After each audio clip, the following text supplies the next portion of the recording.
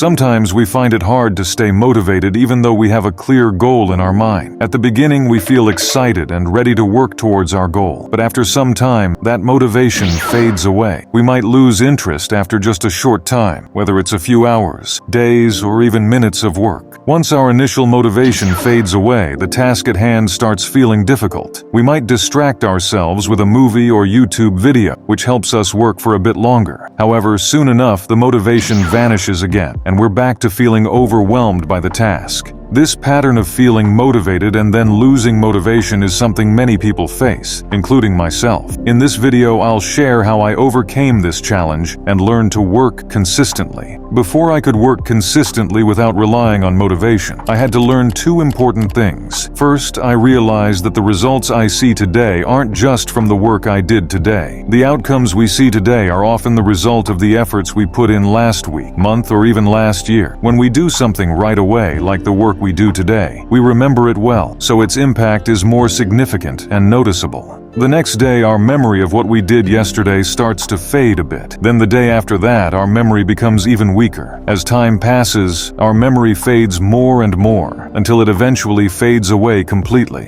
When we do things today, we remember them well, but the outcomes of our actions show up later. Our motivation tends to fade during work because we don't feel like we're seeing results immediately. Actually, the work we do today creates results, often more than we notice, but it takes time for them to show up. Like a monkey, if we don't see immediate results, we might lose motivation and stop. That's how our primitive brain tends to react. Sometimes we lose motivation while working because we don't see immediate results, like earning money. For example, we might stop exercising because we don't see big muscles right away in the mirror. We should stop focusing only on short-term outcomes and start thinking about the long-term goals we want to achieve. Knowing that today's results are based on past efforts helps us understand the importance of our current work and why we're doing it. When we realize this truth while starting a new business or starting a YouTube channel, we'll be more patient and less likely to give up quickly. This understanding alone can motivate us to keep going, even when we don't feel motivated. Second thing I learned is that do the hard work especially when you don't feel like it. Listen carefully. There's a part of the brain called the anterior mid-cingulate cortex, which grows when we do things we don't really want to do.